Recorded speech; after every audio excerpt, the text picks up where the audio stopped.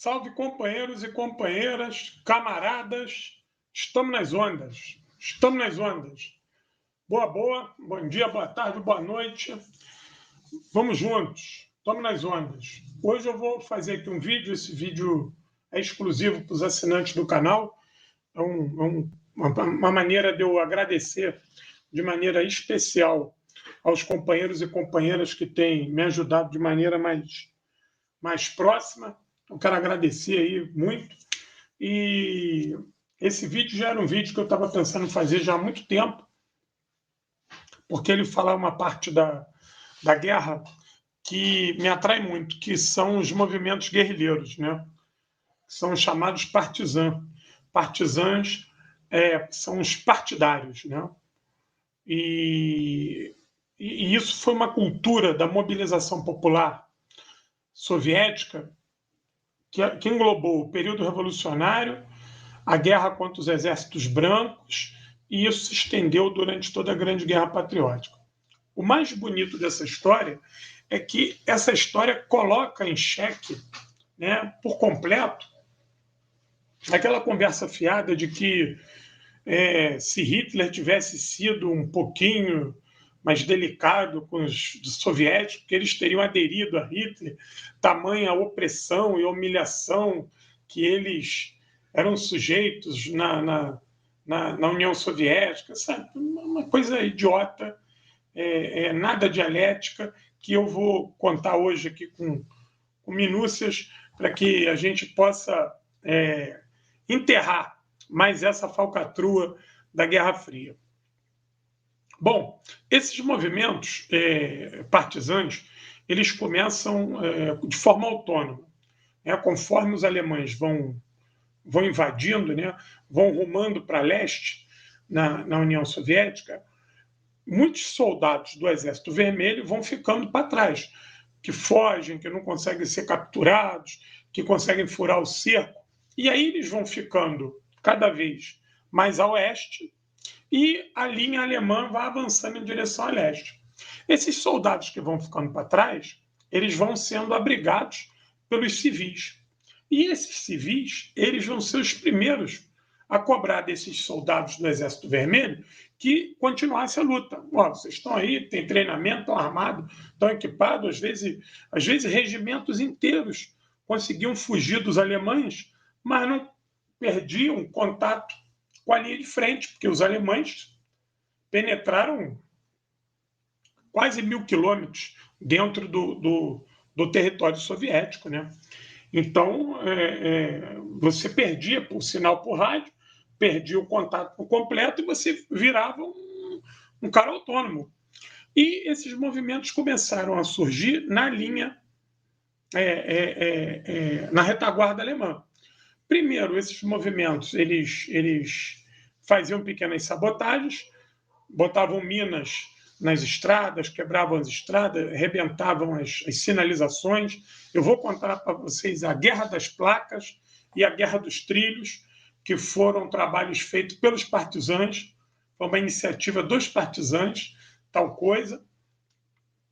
E esses partisãs eles iam alimentando o Exército Vermelho com informações. Nesse primeiro momento, que a linha se estendeu muito, a partir de agosto de 1941, o que acontece? Muitos desses civis que ficaram nas zonas de influência da Alemanha, que os alemães foram tomando tudo, esses civis, muitos deles ligados ao partido, já organizados, aqueles que não foram caguetados, não foram delatados, não foram executados e não tiveram que fugir, conseguiram ficar ali camuflados ali, como cidadão civil comum. Você desculpa aí que tem um cachorro aqui vizinho que cismou de latir. E o que acontece? Esses civis eles já tinham uma prática de se organizar. Já eram militantes do partido, já tocavam algum trabalho coletivo, algum trabalho comunitário e também trabalho partidário. E a maioria deles já tinha o mínimo de instrução técnico-militar, porque depois da Revolução de 17 o governo incentivou a formação técnico-militar de todos os cidadãos, homens e homens. Muitos clubes de tiro se espalharam pelo país, clube de paraquedismo, clube de pilotagem, muitos jovens, homens e mulheres, aprenderam a pilotar aviões assim, muito jovens, com 20 anos, andavam naqueles velhos aviões Polikarpov, U-2, existia clube de voo, porque se previa que seria o futuro. E muitos dos agricultores que já operavam tratores, então acabaram adquirindo experiência para operar os tanques de guerra, os blindados, que a mecânica era muito semelhante, inclusive na área de mecânica, de manutenção também. Então, esses civis, primeira coisa que eles vão fazer é refutar o contato com os alemães. Não tem contato com os alemães. Eles vão refutar isso, e mesmo com a ausência do governo nessas áreas, existia a presença do partido. Então, todos aqueles militantes do Partido Comunista que ficaram nessas áreas sob os alemães, eles mantiveram a sua organização, só que de maneira clandestina. E eles avisaram em muitos lugares, o partido está presente, o partido está olhando quem está firme e quem vai trair. Então, isso ajudou a manter a moral e a disciplina na retaguarda alemã contra os alemães. Então, o primeiro movimento desses partidários é sabotar. É a famosa sabotagem, né? Essa sabotagem, que fica muito famosa também entre a resistência francesa, né? Saboter. Então, quando falava, o cara ali é um saboteur, em francês era uma honra ser um sabotador, um cara que estava prejudicando ali o dia a dia da ocupação alemã. Do mesmo jeito que isso foi uma honra lá na França, isso passou a ser uma honra na União Soviética também. Então, as sabotagens eram de todos os tipos, até esvaziar um pneu de um carro. Isso era estimulado entre as crianças. Essas molecagens, né, feitas por criança pequena, não, se os alemães pegassem, a punição era severa. Muitas das vezes a morte. Muitas crianças morreram trocando sinalização. Porque os alemães, eu vou mostrar aqui, conforme os alemães foram entrando na União Soviética, eles foram vendo um idioma completamente diferente. As letras romanas deles ali são letras cirílicas. O alfabeto cirílico completamente diferente. Então, houve a necessidade de você fazer a tradução, tirar as placas em soviético, porque o idioma soviético foi proibido, ele era proibido de ser ensinado e escrito. Então, as escolas que continuaram funcionando durante a ocupação alemã, elas não ensinavam mais as crianças. As crianças não iam mais à escola. Não iam. A escola funcionava a comando da administração alemã, Kommandantur, e essa comandância alemã mandava ensinar o alemão. E não era para todas as crianças, não. Eram para jovens que estavam fazendo algum serviço para os alemães, ou alguém que estava ligado à administração alemã, algum traidor ou alguém infiltrado. Porque teve muita gente que trabalhou para os alemães cumprindo ordem de Moscou, como infiltrado. Tem muitos filmes sobre isso, muitos documentários. Eu vou dar a dica aqui de alguns, porque não dá para dar a dica de todos, né? Que é muita coisa. E também o assunto não se esgota hoje. Hoje eu vou falar da Guerra das Placas e da Guerra dos Trilhos, mas eu vou fazer outras lives especiais só para contar esses detalhes dos partisanos. Então, pois bem, esses partisanos eles começaram a se organizar e a sabotar. Queimar carro, queimar colheita. Quando Stalin dá a ordem de guerra arrasada, que ele avisa o seguinte, os alemães estão chegando, nós não temos condição de deter os alemães, a ordem era queimar tudo. Os soviéticos queimavam a sua casa, pegavam todos os animais, queimavam tudo e iam embora. Então, essa tática já tinha sido feita contra Napoleão e foi repetida em 1941 por ordem do Comitê Central. Então, muitas áreas, quando os alemães chegaram, já não tinha mais nada. Toda a lenha queimada, todas as casas queimadas, não tinha um pano para se cobrir, não tinha um animal para comer, não tinha completamente mais nada. Já estava toda a região destruída. Vilas, aldeias, bairros inteiros. E essa população soviética numa verdadeira transumância indo em direção a Moscou. Pois bem, a retaguarda ficou grande, essa retaguarda ficou enorme. O país, mais de 30% do país estava na mão dos alemães. E aí começa, né?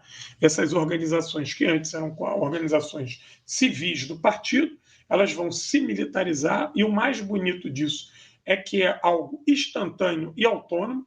porque não tinha conexão com Moscou, e esses comandos guerrilheiros que nascem primeiro entre civis e depois entre militares, que esses militares que ficaram para trás, a maioria deles se organizou e esconderam a sua farda, botaram roupa civil e começaram a viver nessas aldeias, criando, bolando como é que iam atacar os alemães.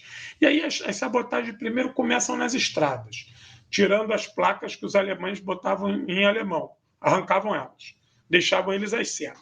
Depois, a sabotagem passou a ser no suprimento de combustível. Sempre que possível, eles incendiavam, furavam os depósitos de combustível.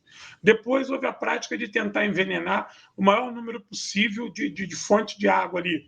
Os alemães pegavam grandes tonéis de água, né? Tiravam do rio, levavam para a sua base. Os soviéticos, em todo momento, quando não tentavam furar, tentavam envenenar essa água que era levada para o serviço. Os carros eram constantemente atacados, né? Eu tenho um livro aqui do médico alemão que ele conta o seguinte: ele participou da ocupação e lutou até 43. Ele falou o seguinte: um médico alemão, um oficial alemão, ele falou: nós nunca comandamos a retaguarda. A retaguarda, onde as nossas tropas estávamos, eram sempre próximos de estrada. Todas as vezes que a gente ia para dentro da selva, para a periferia, longe dessas estradas, nós éramos severamente atacados. E ele conta que ele está numa cidade na Ucrânia e ele vai andar um pouco, coisa de 10 quilômetros, e aí ele um motorista. Quando ele vai saindo, ele conta isso no livro, que um sargento falou para ele assim: pô, capitão, o senhor vai na cidade tal, porque nessa cidade também tinha uma unidade alemã, que ele tinha que atender um ferido. O cara falou assim: ó, o senhor leva a metralhadora pesada, bastante munição, porque ele estava só com a pistola de serviço dele. O senhor, cuidado, leva mais um homem, porque o trajeto está muito perigoso. Aí ele fala: pô, mas são só 10 quilômetros, falando isso já em 41. Ele fala: nós estamos sendo constantemente atacados e se o senhor não conseguir voltar durante o dia, durma lá, não volte, porque à noite é impossível. Ou seja, logo em seguida da ocupação, esse livro, que é um livro do médico alemão, ele relata a dificuldade de se administrar o país. Então, essa história de que os alemães, Stalin perseguiu o povo não queria o Stalin, é uma mentira. Porque o número de partisãs chegou a quase 700 mil homens e mulheres e muitas crianças. Para ser partisã não tinha nem limite de idade, tinha muita criança de 5, 6, 7 anos que já estava no meio dos grupos partisãs cumprindo missões, né? Inclusive missões de combate. Depois, o dia que eu for falar da Guerra das Placas, eu vou botar aqui uma sessão de fotografia de crianças muito pequenas, 9, 10 anos, já armadas e combatendo. Inclusive, quem quiser ver um filme chamado Soldatik, em russo é soldadinho, conta a história do soldado mais novo da história. Ele, com 5 anos, já estava combatendo e cumprindo missão e foi ferido 2 vezes. Ele depois se tornou um advogado famoso na União Soviética. Ele morreu tem pouco tempo. E ele foi adotado por um oficial, porque ele perdeu a mãe e o pai na guerra, e ele foi adotado por um oficial. Esse oficial casou com uma oficial médica, enfermeira, e eles adotaram esse garoto, porque esse garoto ele foi achado, se eu não me engano, perto de Moscou, e ele seguiu com as tropas até Berlim. Ele foi lutando até Berlim, e muitas outras crianças também, que iam ficando órfãos, conforme o Exército Vermelho ia chegando nas áreas, ia pegando essas crianças. As que não queriam ficar ali eram mandadas para a retaguarda, para os orfanatos, para as escolas, para serem cuidadas e a família procurada. Mas tinham muitos soldados, tinham muitas dessas crianças que se interagiam e foram adotados por oficiais, soldados, e outras já tinham experiência militar, né? Então não queriam continuar na guerra, porque para elas acabou sendo, por mais traumática que tenha sido, acabou sendo o ideal de vida daquelas crianças, né? Durante anos fugiram dos alemães e agora tinha a chance de ir até Berlim, ou seja, uma grande aventura no sentido positivo da palavra, por mais trágico e arriscado que isso fosse na prática. Pois bem, essa ação guerrilheira ela vai tomando forma e vai chamando a atenção de Moscou, Porque aí o que acontece? Moscou começa a fazer operações especiais de mandando grandes aviões, bombardeiros à noite, na retaguarda alemã, saltar de paraquedas comandos. Esses comandos, eles eram dos MERS, primeiro que para vigiar a coisa, para saber como é que era o grau de administração e de penetração dos alemães na sociedade, né? E muitos oficiais de NKVD, muitos NKVD e GRU, muito oficial GRU foi mandado para a retaguarda para quê?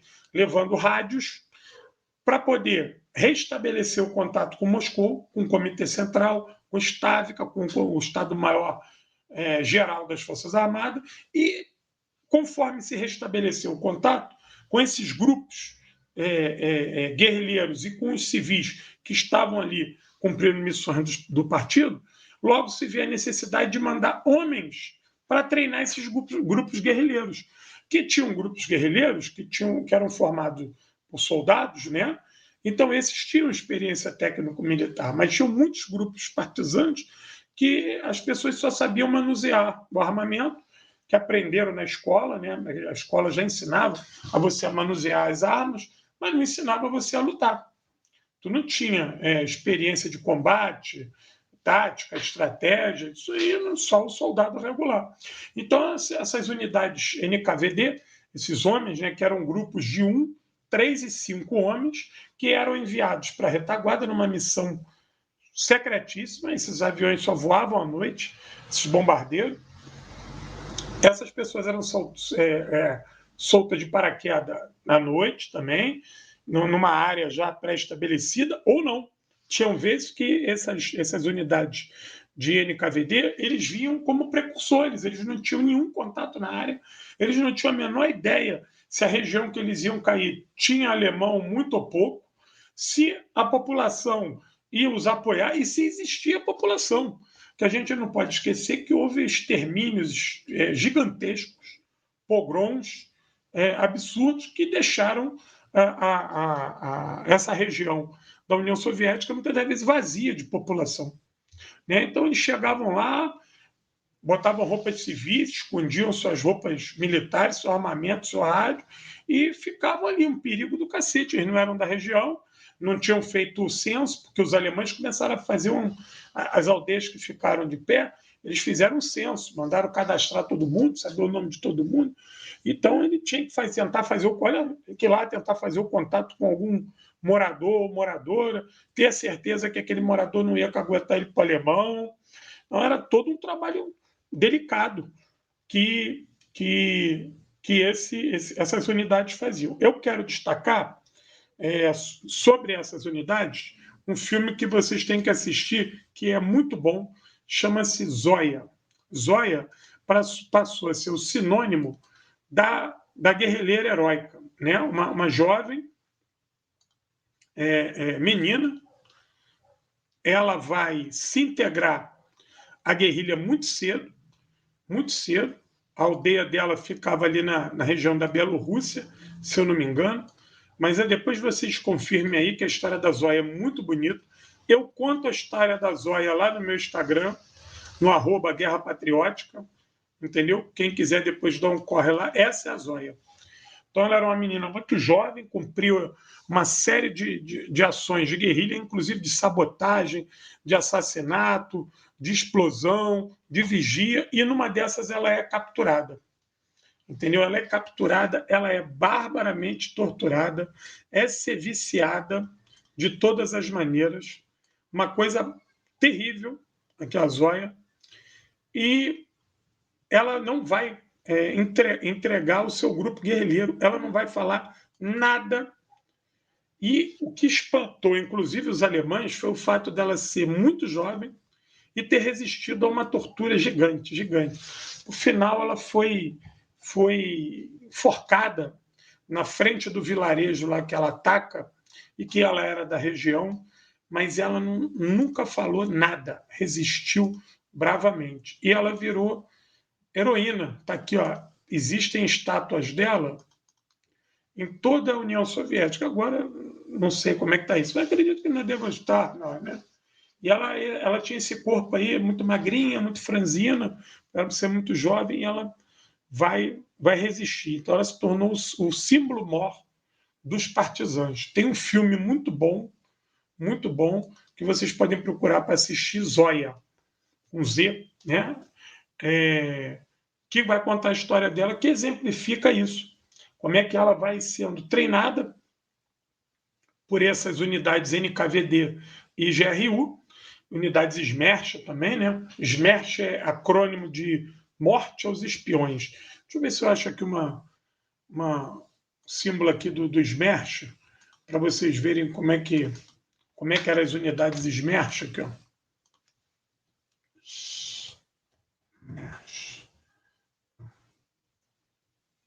Então, isso aqui era o símbolo das unidades SMERSH.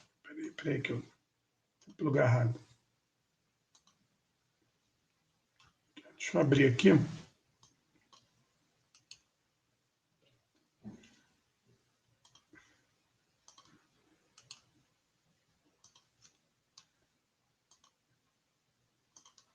Aqui, ó. Isso aqui é o símbolo das unidades SMERSH, que era uma unidade GRU. Né? A GRU, ela depois vai virar a KGB. Deixa eu botar aqui para vocês verem aqui, ó. Essa daqui é o símbolo das unidades SMERSH. Né? Isso aqui é um acrônimo, né? SMERSH, Morte aos Espiões. Aqui, ó, NK, aqui é da GRU, né? Mas é do NKVD, essa unidade do NKVD. Então, eram essas unidades que estavam em contato ali na retaguarda, municiando Moscou, falando, ó, fazendo o movimento partisã crescer. E esses movimentos, eles chegaram a ter unidade de 1.000, 2.000 homens.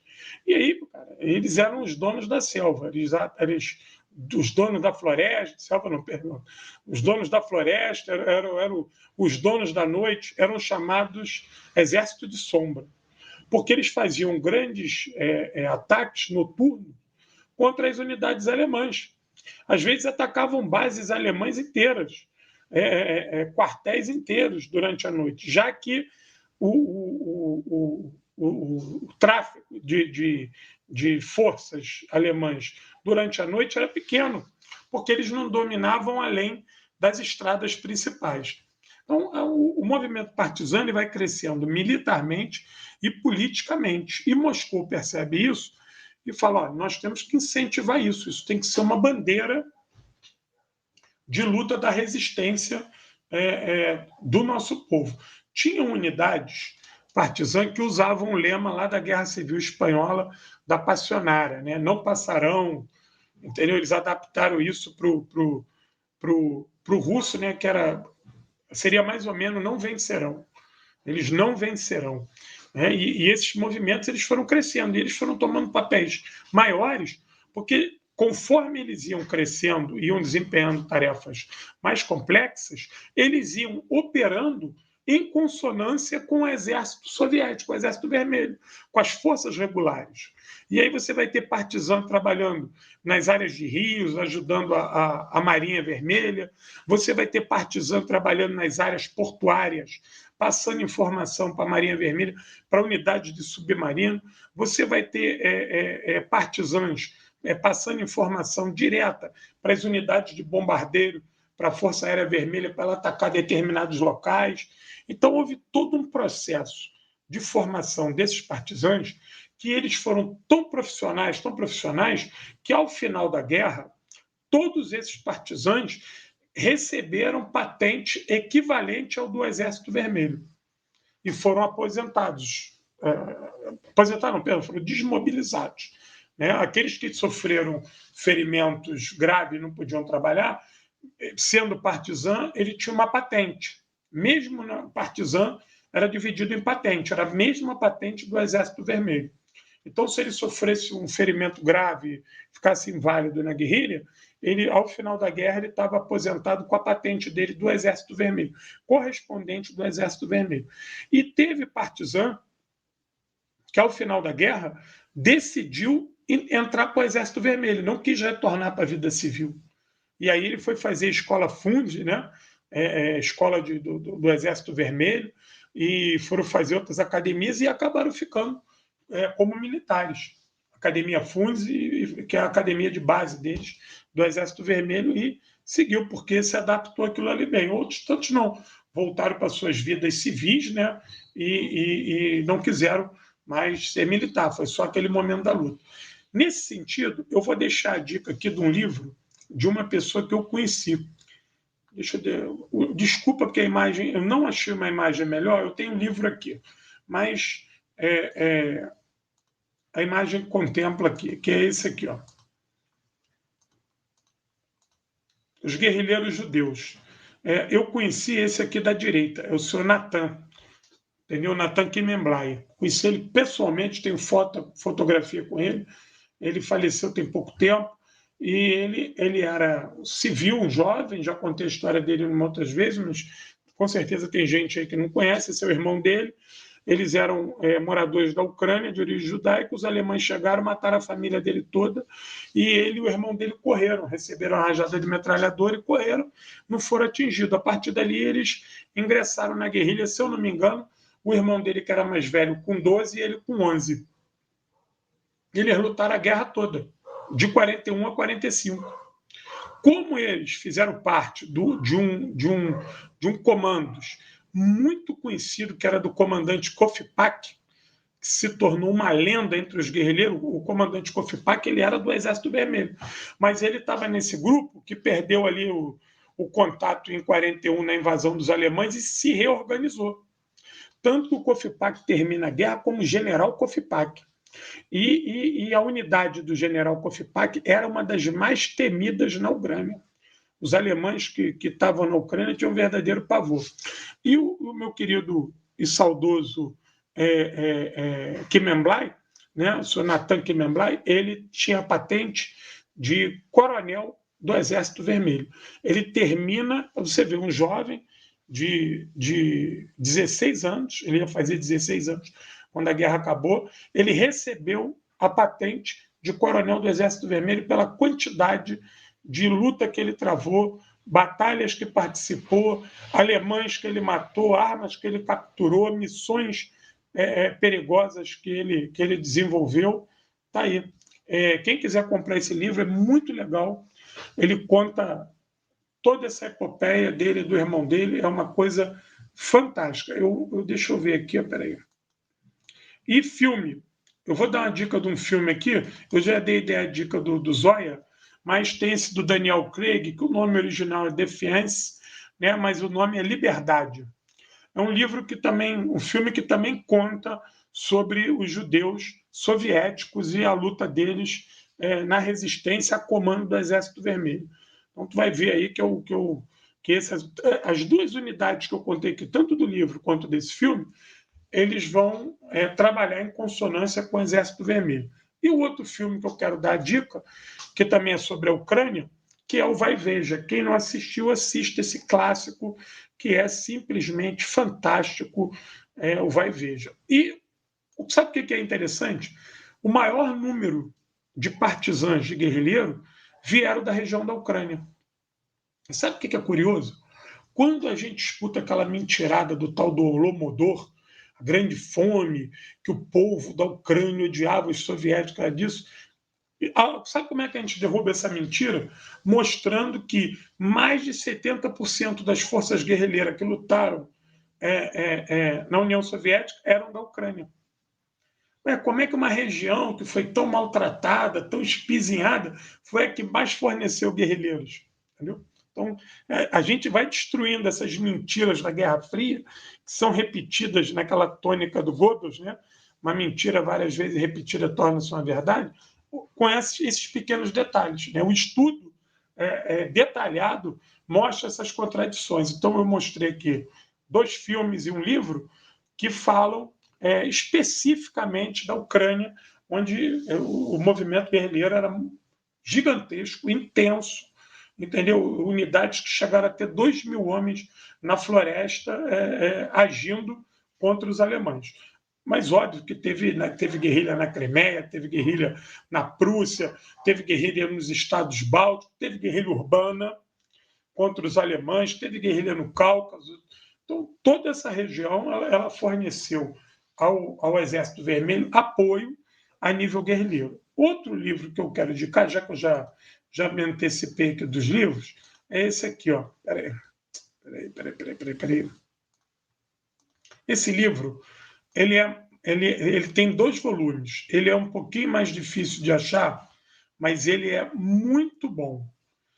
Ele tem 2 volumes, é bem grandão. Ele mostra um relato completo, né, da ação do movimento guerrilheiro em toda a Ucrânia e um pouquinho também na Bielorrússia, que é esse aqui, ó, do Alexei Fyodorov. O Alexei Fyodorov ele se torna depois um grande pesquisador, um grande historiador, mas ele foi comandante em uma dessas unidades guerrilheiras. Ele, Comitê Regional Clandestino Atua. Está em espanhol, né? O Comitê Regional Clandestino Atua, que é o comitê da região da Ucrânia. Esse livro é fantástico, são 2 volumes, eu tenho ele aqui em xerox. Eu tenho ele todo xerocado, que um companheiro me deu há muitos anos atrás, e eu nunca consegui comprar o livro de fato. Eu tenho ele aqui xerocado. Ele faz parte de um daqueles projetos que eu quero digitalizar e colocar à disposição de todo mundo a partir de um drive, se tudo correr bem. Então, esse movimento guerrilheiro ele vai tomando muita força, que ele vai tomando as armas dos alemães, vai matando, vai justiçando, vai deixando recado, vai impedindo que a população se acostumasse com a presença alemã. Eram eles que faziam o trabalho de base entre a população e falavam assim: oh, vocês não estão sozinhos, a guerrilha está aqui, os partisãos estão aqui, o partido está aqui, nós estamos falando com Moscou, o inimigo vai ser derrotado, tenha certeza da vitória, lute para a vitória, não traia o seu povo, seja firme, vigilante. E isso vai gerando uma onda, porque chegava no vilarejo, o alemão matava todo mundo, tomava tudo, e dizia que a guerra estava acabando e que Moscou iria cair. Porra, o sentimento básico daquele vilarejo, se vendo abandonado, era acabando aderindo aos alemães. Mas aí vinha a guerrilha e falava: oh, não adere não, não trai não, mas estamos aqui, estamos vencendo, é mentira. Então esse trabalho de base ele foi discutido desde Moscou e organizado, dizendo o seguinte: ó, o movimento partisano não vai fazer só trabalho militar, ele vai fazer trabalho político, vai fazer trabalho de apoio. Então, muitas das vezes, esse movimento guerrilheiro ele era alimentado por essas cidades é que forneciam comida, roupa, apoio médico, apoio com manutenção de armamento. Eu li há pouco tempo até um livro que eu tenho aqui sobre os partisanos, que eles estavam com dificuldade de arrumar lubrificante anticongelante para as armas deles, que os alemães tomaram tudo isso e mantiveram isso sob custódia. Não era coisa que você conseguia comprar, né? E aí os moradores dessa cidade foram lá pedir aos alemães, dizendo que ó, esse material que a gente precisa é para o nosso trator, para a gente poder agitar a colheita quando vier o verão, porque precisava manter o trator ligado para ele não congelar, né? Ó, precisa manter o trator aqui ligado para a limpeza da estrada, para ele não congelar, e assim que passar o inverno a gente vai plantar comida para vocês. Aí os alemães davam um pouquinho, ó, dá só um pouquinho, aí eles desviavam aquele pouquinho para mandar para os guerrilheiros, para eles limparem as armas dele, manterem as suas armas não congelando, né? E o pouquinho eles botavam lá no trator, para o trator trabalhar mesmo, para provar para os alemães que estavam funcionando. Ou seja, então todo esse entrelaçamento entre os partisanos, a população e Moscou foi fundamental para não permitir que os nazistas se sedimentassem, que os nazistas se sentissem dono da região. E por vários relatos que eu já li, os alemães sempre falaram isso: a nossa retaguarda sempre foi quente. Nós nunca tivemos paz na nossa retaguarda. Nós nunca nos sentimos à vontade na União Soviética. Sempre caminhamos sobre a mira de arma inimiga. Isso é unânime por todos os alemães, de oficiais aos soldados mais baixos, porque sabiam que não havia a mínima chance de se estabilizar aquele país que não fosse matando todo mundo. Então, muitos desses extermínios que os alemães fizeram nessas regiões também estava ligado a isso, a essas regiões não se adequarem aos alemães, a essas regiões manterem-se conectadas, apoiando o movimento guerrilheiro. Foi quando os alemães baixaram aquela ordem de que cada alemão morto pela guerrilha, 10 soviéticos seriam assassinados. E isso vai acontecer. Então, você tem enforcamento, você tem morte de criança, ou você tem verdadeiras barbaridades. Tanto que você vai ter o protocolo, né, para matar. Criança até 3 anos segurava pelo cabelo na nuca e dava um tiro de pistola. Acima de 3 anos era fuzilado. Quem quiser saber dessas histórias com mais detalhes, eu conto vários casos de heroísmo de guerrilheiros, de partisãs que resistiram, ficaram famosos, porque ou venceram ou porque tiveram a morte trágica, lá no meu Instagram, @Guerra Patriótica. Vai lá, tem que ter paciência, que já são quase 1000 postagens, né? Então, tu tem que ir lá atrás, ir selecionando e lendo, que eu sei lá, eu acho que eu conto umas 10, 12 histórias de guerrilheiros que vão se tornar famosos por resistir. Tem um jovem lá de 14 anos que ele é o terror de uma região lá na Bielorrússia, mata alemão pra caramba. A unidade guerrilheira era ele, mais 5. Eles lutam durante 1 ano e se acreditava que a unidade dele tinha no mínimo 100 homens. Mas não era ele mais 4, ele mais 5, e tinha uma menina que ajudava de vez em quando. Só que eles, por serem muito rápidos e conhecerem a região, eles iam num local, davam um ataque, saía correndo para dar um outro ataque numa outra região e fugir para um terceiro ponto. Ou seja, ficava parecendo que eles eram tantos que se dividiam para atacar. Mas não era. O primeiro ataque era de verdade, o segundo eles se deslocavam com o máximo de velocidade, iam num outro ponto, davam só os tiros, faziam um ataque simulado e fugiam. E aí os alemães falaram assim, nós estamos com 2 regiões sob ataque. Depois via que o primeiro ataque era efetivo e o segundo nem tanto, mas aí a confusão já estava causada. E foi acreditado a esse jovem, que eu não lembro o nome dele, e ele é capturado, é queimado vivo, também não entrega os companheiros. E sabe o que foi o mais sinistro? Ele cai numa emboscada, os companheiros dele veem ele sendo preso, tentam resgatá-lo, não conseguem. Tentam fazer uma operação de resgate, mas aí ele é levado para um quartel muito grande. E no dia que ele é queimado vivo em praça pública, depois de ser barbaramente espancado, os companheiros dele se vestem, a paisana se mistura no meio da população e assistem ele sendo morto. Desses 4 companheiros dele, 2 sobrevivem, contam a história, e esse garoto também se torna um herói, tem estátua para ele lá em tudo quanto é lugar.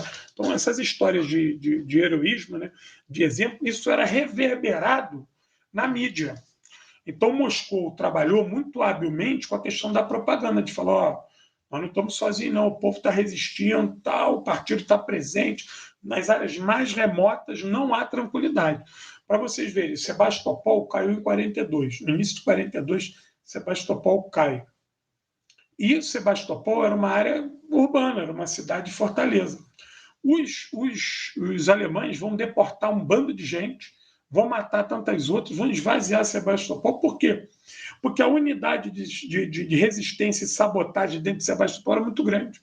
Mesmo depois da vitória, toda hora o maquinário alemão ligado à manutenção dos portos, a conserto de navio, a bateria antiaérea era sabotado. E como Sebastopol se tornou importante, porque ali passou a ser uma sede da frota alemã no Mar Negro, qualquer sabotagem ali poderia inviabilizar o porto. Então eles não conversaram, porque como eles não conseguiram comprar a população, eles mataram 600 e tantas pessoas e deportaram 3.000 e tantas pessoas que eles desconfiavam, não, isso aí está ligado ao partido, vai deportando. E depois tiveram até um problema sério, que eles precisavam desses moradores de Sebastopol para tocar o porto, a área portuária ali, né, que era uma área de manutenção de navios, os estaleiros. Só que eles mataram tanta gente, deportaram tanta gente, que ficaram com problema. Só que se eles abrissem a guarda para aquelas pessoas ficassem ali, a sabotagem era muito grande. Então eles não tiveram paz. Os alemães nunca conseguiram estabilizar nada, nada. E o que é mais interessante é que a quantidade de mulheres que fazia parte da guerrilha era muito grande, não como cozinheira nem como enfermeira, mas como guerrilheira. Você tinha unidades inteiras de guerrilheiras mulheres, entendeu? Que atuavam sem homem nenhum. Então, isso é uma coisa fantástica, isso prova a eficiência do trabalho do partido, do socialismo como referencial de luta, de vida, de construção do mundo melhor e de combate ao fascismo. Bom, o que eu quero falar da Guerra das Placas? A Guerra das Placas ficou famosa pelo seguinte: os alemães, quando os alemães entram na União Soviética, eles vão tendo que mudar as sinalizações, né? Vão passando tudo para o alemão. E para eles, como eu falei, é um choque o fato dessas placas soviéticas estarem no alfabeto cirílico. Então, eles vão tendo que fazer a tradução, mas eles ficavam completamente perdidos sem as placas deles, porque eles não tinham noção, não tinham mapas atualizados. Então, você tinha entroncamentos que tinham... Porra, cara, olha a quantidade de placa que tem nessas esquinas aí. Entendeu? Tinha as sinalizações viárias e tinha as sinalizações militares. Porra, imagina, tu vindo com uma coluna, dependendo de ler a próxima sinalização, daqui a pouco vinha um soviético lá, um garoto lá soviético e arrancava a placa. Porra, tu ficava perdido, cara, horas, quando tu não era emboscado, quando tu não era atacado ao perder a sinalização, quando a sinalização era trocada. Isso os soviéticos perceberam, falaram, pô, vamos trocar a sinalização, cara. É só a gente trocar a sinalização que eles vão se danar. Trocando a sinalização, eles não tem para onde ir. Né? E começa essa guerra deixa eu ver se está aqui, de sinalização, e os alemães baixam uma lei. Né? Se quem for pego alterando a sinalização, violando a sinalização, a pena era de morte. Não interessa a idade. Então, muitos soviéticos morreram porque estavam tentando tirar a placa dos alemães. Até porque essa placa escrita em alemão era ofensiva, né, cara? Era o imperialismo alemão ultrajando o solo soviético. Aqui, ó, repara aqui que esse soldado soviético saiu lá na região de Leningrado. Conforme Leningrado foi sendo libertado, eles foram arrancando as placas alemã. Reparei que a primeira coisa que esse cara está fazendo é arrancando a sinalização alemã. Saiu lá na região de Leningrado. Deixa eu ver se tem uma outra aqui. Ó, isso aqui é a sinalização de fronteira. Repara que a casa lá está toda destruída de bala, lá no fundo. Isso aqui é no final da guerra, que a sinalização de fronteira é restabelecida. Olha lá o símbolo já da União Soviética de 1945 e a sinalização de fronteira. Olha lá, a casa está toda destruída lá no fundo. Então, isso aqui é quando a União Soviética consegue restabelecer as suas fronteiras. Por isso que eu tenho essa placa para vender. Aqui, ó. Eu fiz a réplica dessa placa para vender. Olha ela aqui, ó. Só que eu fiz a réplica de uma que eu vi uma vez toda furada de bala. Quando os alemães chegam, né? Eles, antes de arrancar a placa, eles vão furar ela. Aqui, ó. Opa, peraí, perdão. Aqui, ó. Ela aqui em cima, ó. Essa é a réplica, aí em cima à direita aqui, ó, CCCP. É a réplica da sinalização de fronteira que a União Soviética vai restabelecer ao final da guerra. Deixa eu botar aqui de novo para a gente ver. Ó. Ela aqui, ó. Essa foto aqui foi tirada exatamente logo assim que a fronteira soviética é restabelecida na Prússia. Essa daí é na região da Prússia. Entendeu? Então, a questão da placa era um símbolo do cacete. Era a batalha pelo idioma, era a batalha pela tua soberania, era a batalha pelo teu pedaço de terra. Ó, essa questão da placa, ó, deixa eu botar aqui uma coisa para vocês, olha que coisa legal.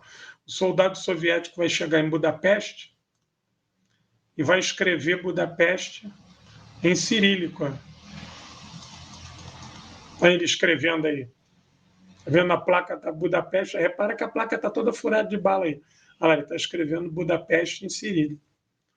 Então, isso eram detalhes que até mesmo a placa, a questão da sinalização, era motivo de guerra, era motivo de briga.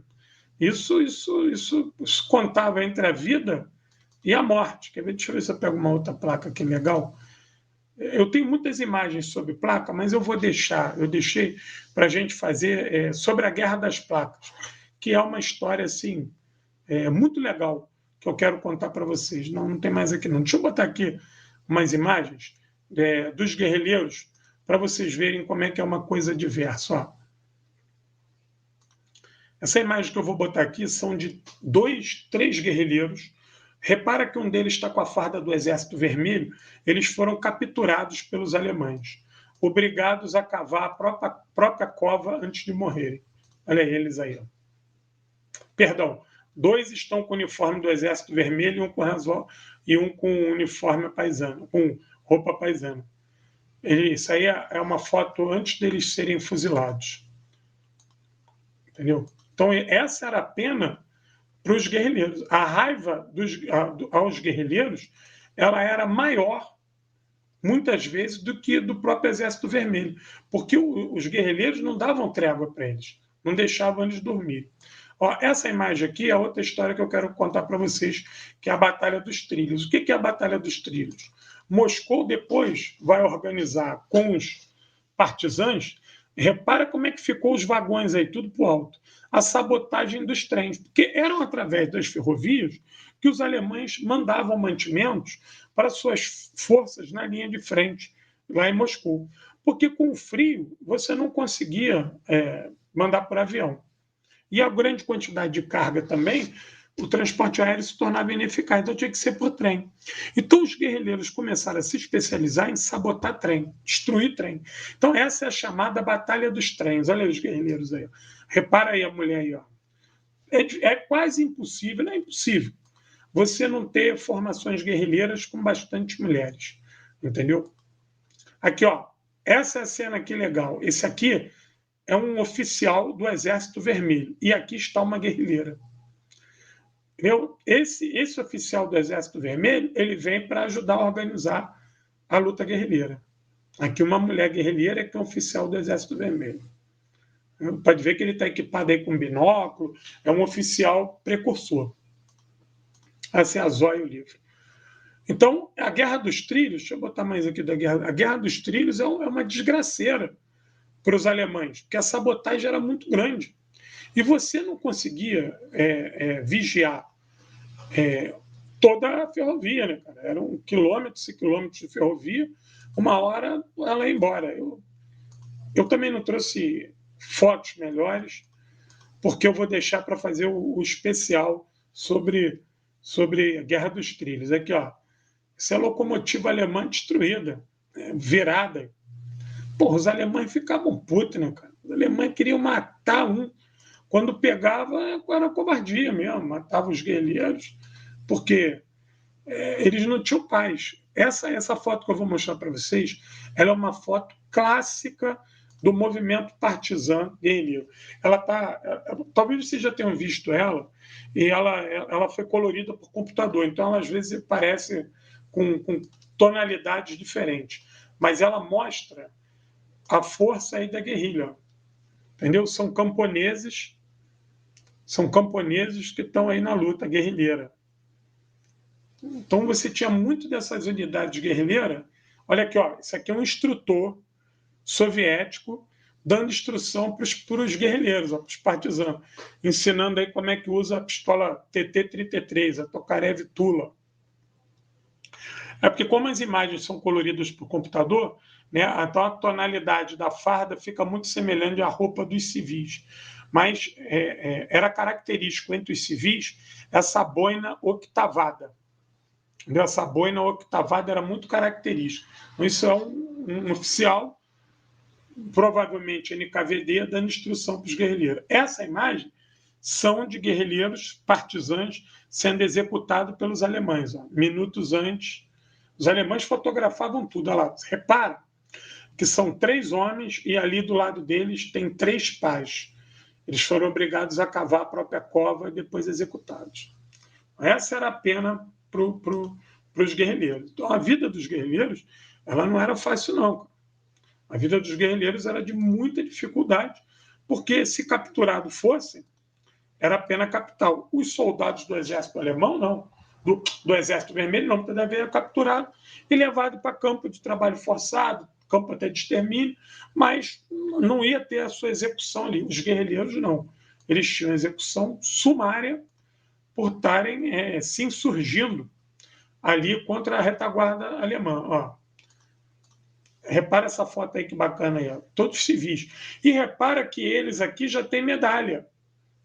Então, olha só, muitos partisãos, a partir de 43, o Exército Vermelho ele começa a reconquistar seu território. Então, Moscou começa a condecorar seus guerrilheiros que participaram da luta de Stalingrado. Eles vão receber a medalha pela luta de Stalingrado. Participaram da Batalha de Rizév, medalha de Rizév. Libertação do Cáucaso, vão receber a sua medalha. Batalha de Kursk. Tanto que eu não sei se vocês já viram, está lá no meu Instagram, está no Instagram e está no Facebook. Eu gosto de jogar o Airsoft. E eu jogo o Airsoft também, eu tenho uma roupa de operário soviético. Então, a primeira vez que eu fui jogar Airsoft, vai fazer uma farda do Exército Vermelho, eu quis fazer exatamente a réplica da roupa do batalhão operário em Stalingrado, pela minha homenagem aos operários que atenderam ao chamado da pátria-mãe e foram lutar, muitas das vezes com a cara e com a coragem e sem grandes formações, grandes conhecimentos técnico-militares. Então, eu quis fazer essa minha homenagem ao batalhão operário. Então, esses civis eu passei a estudar muito eles, gostei muito de estudá-los, tenho muito material, porque eles não só disseram não ao fascismo, mas eles transcenderam, porque eles travaram uma luta irregular. Muitas das vezes eles tinham pouca munição, tinham que ficar correndo na floresta de um lado para o outro, passavam o inverno em campo aberto, tinham dificuldade para obter comida, quando eram pegos eram executados de maneira sumária, muitas das vezes ser viciados, humilhados, as mulheres sofriam muito, mas nem isso foi capaz de impedi-los de ser guerrilheiro. Olha o número, quase 700 mil homens, mulheres e crianças, e velhos também, né, vão se tornar guerrilheiros durante os 4 anos de luta na União Soviética. Bom, deixa eu só ver se eu esqueci aqui de mostrar aqui alguma coisa.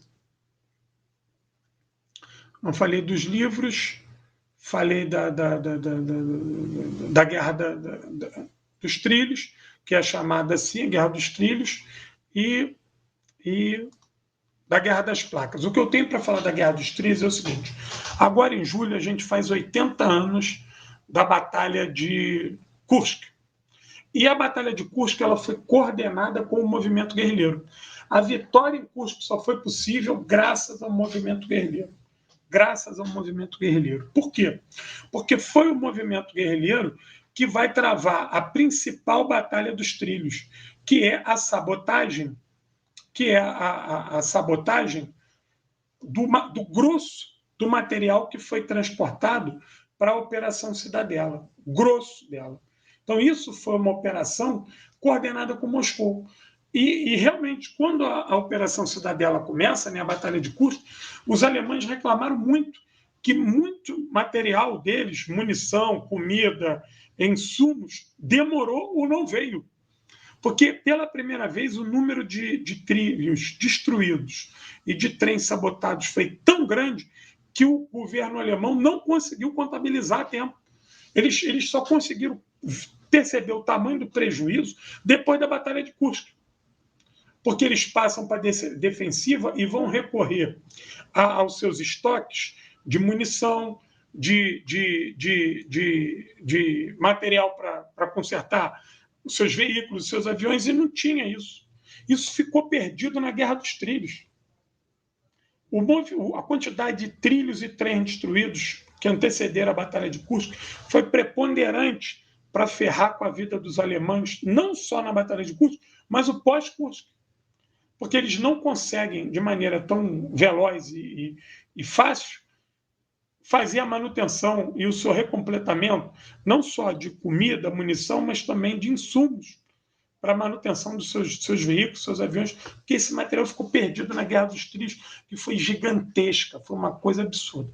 Na live que eu vou fazer sobre a Guerra dos Trilhos, especial aqui para os assinantes, eu vou dar locais, quantos quilômetros de trilhos foram destruídos, quantas locomotivas foram destruídas, quantas toneladas de material foram destruídos. Eu vou trazer tudo isso aqui, mas vou deixar, não vou antecipar não. Então, essa batalha foi fenomenal, a Guerra dos Trilhos. E a condição dos partisãs seguiu, a organização de partisãs seguiu até 44. Em 44, quando os soviéticos retomam a sua fronteira, quando eles chegam na Prússia Oriental, quando eles restabelecem a fronteira lá com a Finlândia e quando eles retomam os estados bálticos, já não há mais necessidade de movimento guerrilheiro.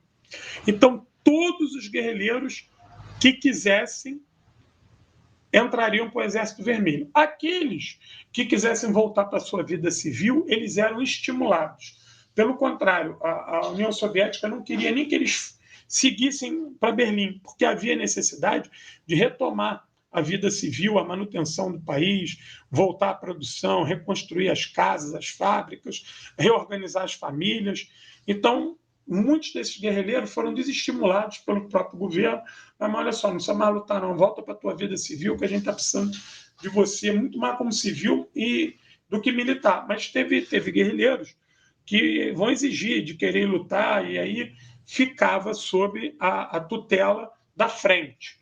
Por exemplo, a primeira frente ucraniana chegava na região, ganhou a guerra, chamava os guerrilheiros, fazia o cadastro deles, enviava toda a documentação para Moscou, fulano de tal lutou de dia tal, fazia toda uma carta de missão dele, a chamada carta de patente dele, tudo que ele fez, tudo era checado pelos SMERS e pelo GRU para saber se tudo aquilo era verdade, se ele lutou mesmo, se eles fizeram, tudo aquilo foi checado, junto à população, tudo muito bem investigado, tudo confirmado, ele era condecorado, era dado o posto dele, aí ia saber se ele estava ferido, se ele precisava de tratamento, se precisava ser recuado para Moscou para ser tratado nos hospitais melhor, ou se ele podia dali seguir a vida dele normal, já com partido nas áreas libertadas, e se havia necessidade. Por exemplo, teve muito partisano que se tornou especialista em explosivo.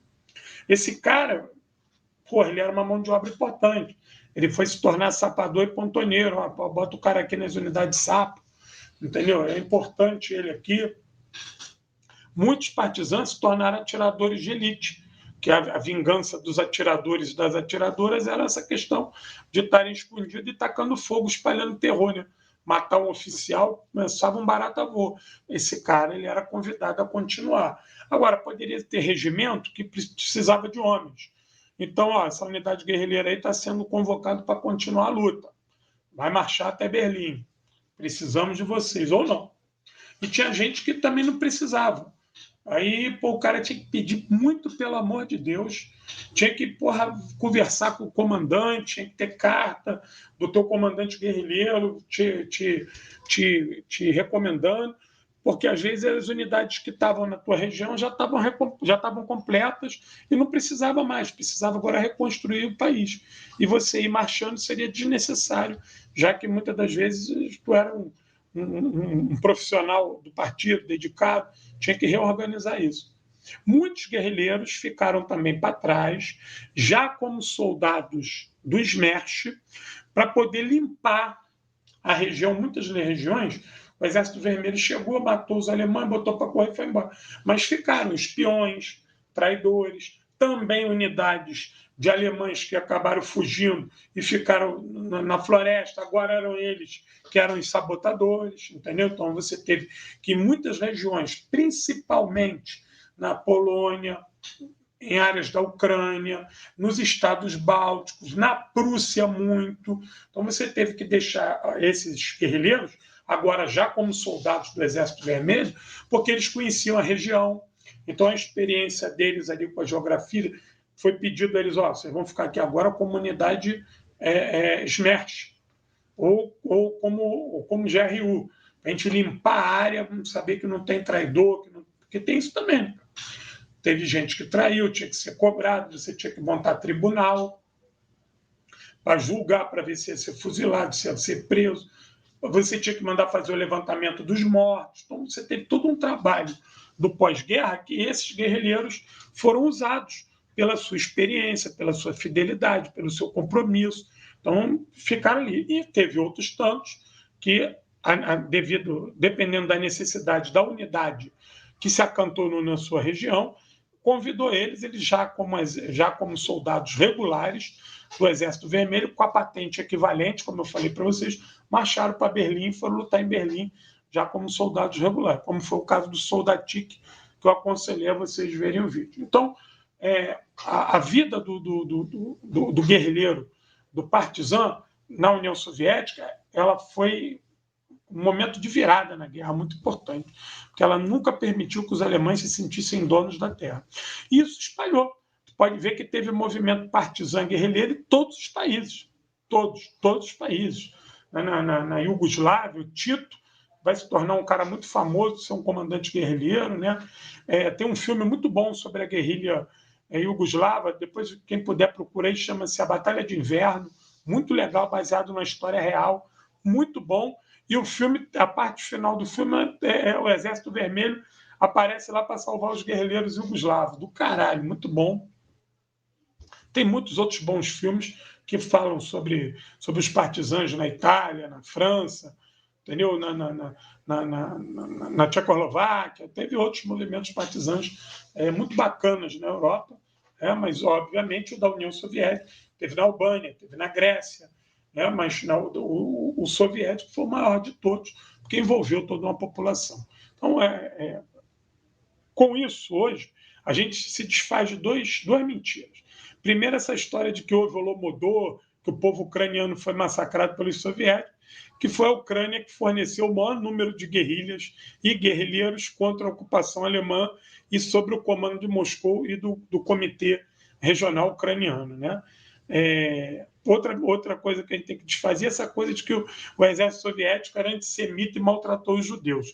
Eu coloquei aqui um livro e dois livros e 2 filmes que falam inclusive sobre os judeus na luta guerrilheira aqui, todos eles defendendo o Exército Vermelho com amor e carinho.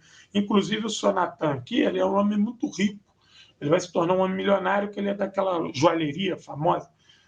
Depois vocês procurem aí, mas quem é mais velho lembra, Natan Joias.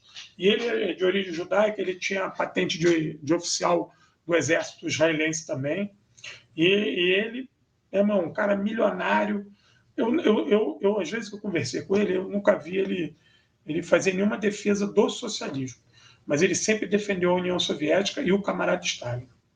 Entendeu? Eu acho que ele ter se tornado um cara muito rico e foi viver nos Estados Unidos, viveu em Israel, mas ele vivia no Brasil, ele tinha cidadania brasileira e a maior parte da vida dele ele ficava no Brasil.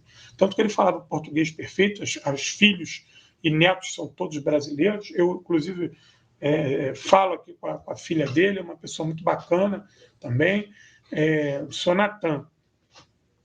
E todas as vezes que tive com ele, em várias homenagens, ele sempre defendeu o camarada Stalin. Então, eu também nunca entrei em detalhe na questão ideológica, mas por ele sempre defender a União Soviética e defender o camarada Stalin, para mim já estava tudo certo. Entendeu? E por ele ser um herói guerrilheiro, um homem que lutou pra caralho, viu a família dele ser metralhada, a mãe morrer, pai morrer, tio morrer, ele e o irmão sozinho no meio de uma floresta, pegar a mão na arma para lutar durante 4 anos.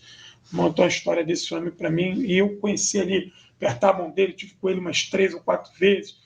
O meu livro está autografado por ele, eu tenho uma foto dele que ele me deu, que a filha dele me deu, muito bacana. Falei com ele pelo telefone várias vezes, ele já estava acamado. Eu falei com ele, mandei um abraço forte para ele. Ele sempre falava das minhas pesquisas. Professor, como é que estão os estudos? Está bem, está bem. Sempre me referi a ele como comandante, sempre o chamei de comandante. Então, isso é muito bacana. E nunca ouvi falar mal da União Soviética e do Estado, pelo contrário, sempre defendeu. Então, essa história de que o Holodomor, fome, isso aí é a grande mentira, companheiros e companheiras, que a guerra provou. E a outra grande mentira que a gente derruba hoje essa história de que Hitler, se tivesse tratado bem o povo, teria apoio para derrubar o Estado. É mentira, porque os alemães tentaram. Por muitas das vezes, os alemães empreenderam processo de sedução dos soviéticos, querendo trazer os soviéticos para o lado dele. Os judeus não, os judeus eles matavam, testemunha de Jeová matava, comunista matava, comissário, membro do partido, quem era acusado de ser homossexual era também morto. Esses eram os crimes que os alemães escreveram que não tinha ideias. Agora, quem era só eslavo e soviético, eles tentaram trazer para o lado deles, para ser, obviamente, tratado como ser de segunda categoria, mas eles tentaram. Só que isso nunca aconteceu. Esse livro que eu tenho desse médico alemão, ele é muito enfático em dizer o seguinte: a população aqui é hostil a gente como em nenhum outro lugar. E detalhe, ele vinha lutando desde a Polônia. Então ele sabia o que estava acontecendo ali perfeitamente, que essa hostilidade era uma maneira de dizer não à Alemanha nazista. Então a gente hoje derruba 3 mitos falando sobre... Mito é mentira, né? A gente aqui estamos escaldados com a palavra mito, com a questão dos partisanos. Aí está o Pix, ajuda o canal, por favor. Vocês que já assinam o canal já ajudam pra caralho, mas se puder dar uma força, fala com alguém, fala do meu trabalho, ajuda a difundir aí, entendeu? Quem não comprou ainda o livro O Exército Vermelho na Mira de Vargas, me dá essa força aí, compra, por favor, essa pesquisa é uma pesquisa fantástica, ninguém vai se arrepender. O livro está R$ 70 com frete grátis para todo o Brasil, repleto de documentos, fantástico, certo? Quem ainda não comprou Enciclopédia Guerras e Revoluções, gente, está acabando. São 3 livros que contam toda a trajetória do século XX, chegando até o século XXI na guerra na Síria, no contexto de guerras e revoluções. São 3 livros que têm mais de 1.400 páginas juntos e pesam 2,5 kg. R$ 100 com frete grátis para a região sul e sudeste. Quem é de outra região, me manda um zap, faz uma consulta, que eu calculo junto ao correio quanto é o frete. Às vezes fica 110, 120, dificilmente passa disso, certo? E que esmerte. E quem não comprou ainda... E quem ainda não comprou as minhas placas, me dá essa força aí. Compra uma, tá com medo, eu quero saber se é bonita mesmo, se é legal mesmo. Vou comprar uma. Compra uma para experimentar, porque é uma placa muito bonita, para enfeitar, muito bacana. E é bom que já sinaliza quanto a fascistinha, reacionária e liberal. O miserável chega na tua casa, já vê uma placa dessa, já volta de ré. Entendeu? Então, quero agradecer aí aos companheiros e companheiras. Vamos fazer uma live mais aprimorada para falar da Guerra das Placas e da Guerra dos Trilhos. Vocês vão ver imagens, fotografias muito bacanas, e eu vou dar esse numeral aí. E na Guerra das Placas é bom que a gente vai aprender um pouquinho de russo. A gente vai aprender um pouquinho de russo para entender o que os alemães escreviam. Tinham muitas das placas que os alemães botavam, tinha uma placa de rua, só para finalizar, de estrada, que está escrito assim, em alemão: você sabe aonde essa estrada vai dar? Uma pergunta. Aí embaixo, eles mesmos escreveram: vai dar no inferno. Tem uma outra placa que eles escreveram, está no meu Instagram isso. Quem quiser já ir lá ver, vai ver lá. Mas quem não tem Instagram, tem problema que eu vou trazer tudo isso para aqui. Tem uma outra que lá em Leningrado, quando eles começaram a perder a guerra em Leningrado em 42, muito frio, tem uma placa assim: aqui é o cu do mundo, escrito em alemão. Não, você sabe onde está? Em alemão. Um alemão escreveu isso para os outros alemães que estavam chegando. Você sabe onde está? Sempre essa interrogação, isso era meio que um padrão. Você está no cu do mundo. Dali não tinha mais, tinha como passar. E as placas com a quilometragem é muito legal. Essa placa que eu estou vendendo aqui de Berlim é isso. Entendeu? Foi um soldado soviético que escreveu e coincidiu da quilometragem ser o ano da vitória, 1945.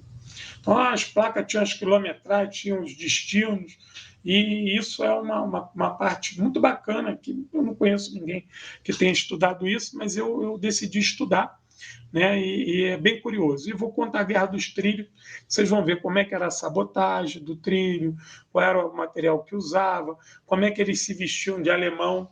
Os guerrilheiros tomavam os uniformes alemães e se vestia de alemão e ficava no trilho. Há pouco vinha o trem, eles paravam o trem, tipo, numa de que era soldado alemão, o trem parava. Quando o trem parava, ele já entrava no trem, metralhava todo mundo, porque a maioria dos maquinistas eram franceses, porque os maquinistas soviéticos ou se negaram a trabalhar ou foram fuzilados. Então, a maioria dos maquinistas que trabalhavam nos trens que vinham para a União Soviética eram franceses. E aí os guerrilheiros já entravam, metiam a bala em todo mundo, matou o maquinista, quem é que vai dirigir aquela porra? A maioria da gente não sabia. E aí o trem ficava ali abandonado, às vezes não tinha explosivo, então tu só quadrava o trem e passava fogo no maquinista, no caldeireiro, no grupo ali que dirigia a máquina, no foguista, e acabou o trem. Parava, né? Não tinha como chegar ao destino. Bom, quero agradecer a todos e todas aí, me ajuda, manda um pix aí, qualquer valor é bem-vindo. Aço Vermelho já está com capa. Depois vê lá no Instagram, no Facebook, já publiquei a capa do Aço Vermelho, que ele já está saindo. Obrigado a todos e todas, companheiros e companheiros. Urra! Estamos nas ondas.